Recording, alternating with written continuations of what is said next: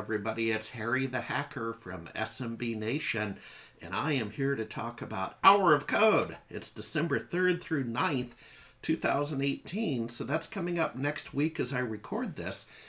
It's promoted and managed by .org, a not-for-profit organization called Code.org. You can go to their website to learn more information. In the blog below, I have a bunch of details and context.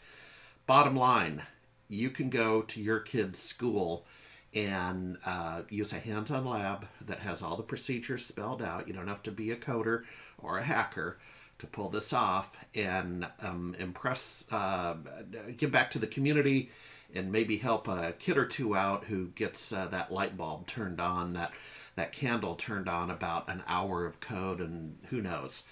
That might launch them into a lucrative career and be the next technology billionaire. The context for me, even I can do it. I could go to the school in our area and volunteer for a breakfast, lunch, or after hours, 1 hour hands-on lab. The kids bring their laptops.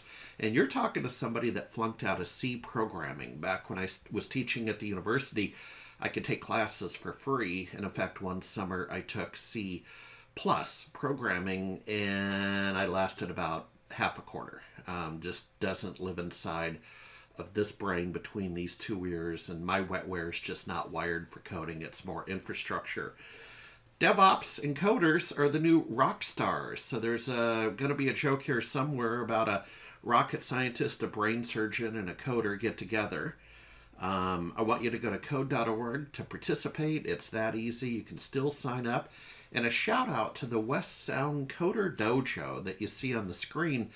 They are hosting an event on December 8th, which would be a Saturday, so everybody could go.